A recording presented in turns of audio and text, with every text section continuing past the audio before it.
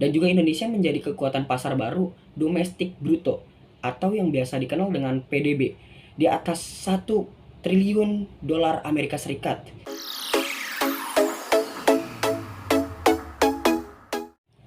Oke teman-teman, balik lagi sama saya Muhammad Adrus Dikowiu. Saya dari kelas 12 IPS 2 SMA PGRI 109 Tangerang. Pada kesempatan kali ini saya akan membahas tentang topik yang lagi rame banget diperbincangkan oleh masyarakat Indonesia. Yap, kita akan membahas tentang Presidency Group 20 atau yang biasa dikenal dengan G20. Singkatnya gini teman-teman, G20 ini terjadi satu kali dalam 20 tahun periode.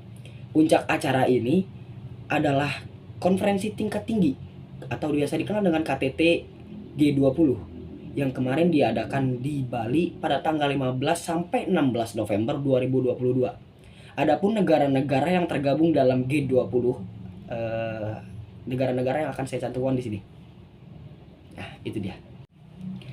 Pada inti topik pembahasan kita kali ini adalah manfaat G20 bagi Indonesia.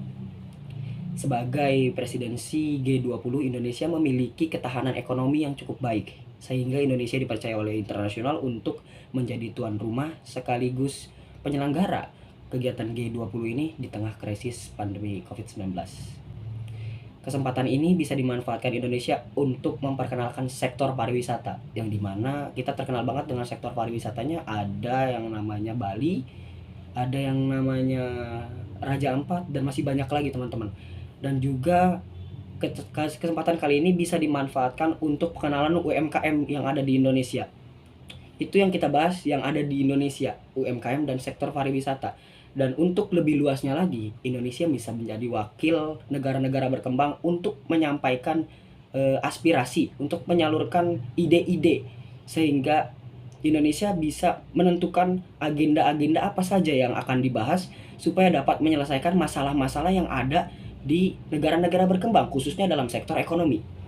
Nah, tadi kita udah membahas tentang manfaat G20 untuk negara kita Indonesia, dan sekarang kita akan lanjut membahas tentang peran Indonesia dalam G20 ini. Peran Indonesia dalam G20 ini cukup banyak. Yang pertama adalah mendukung keamanan anggaran nasional. Itu yang pertama. Yang kedua ada pertukaran pengetahuan. Dan yang ketiga ada, ini yang paling keren banget, mendukung forum startup unicorn untuk saling bertukar pikiran dan lain-lainnya. Dan juga Indonesia menjadi kekuatan pasar baru domestik bruto atau yang biasa dikenal dengan PDB di atas 1 triliun dolar Amerika Serikat atau setara dengan 15,5 kuadriliun. Angka yang cukup fantastis sekali ya. Nah, kalau tadi kita sudah membahas tentang manfaat G20 bagi Indonesia dan juga kita sudah membahas peran Indonesia dalam G20. Nah, sekarang kita akan membahas manfaat G20 untuk negara-negara anggotanya, yang dimana negara-negara anggotanya ini bisa saling tolong-menolong dalam hal pengembangan ekonomi. Dan juga hal yang harus diketahui dalam G20 ini tidak melulu tentang membahas ekonomi dunia, tapi di dalam G20 ini membahas tentang yaitu politik, kemanusiaan, dan kepemudaan. Oke teman-teman, mungkin itu aja yang bisa saya sampaikan tentang G20 ini. Semoga apa yang saya sampaikan bisa berguna untuk teman-teman sekalian. Kurang lebihnya mohon maaf. Sampai bertemu di video selanjutnya. Bye-bye.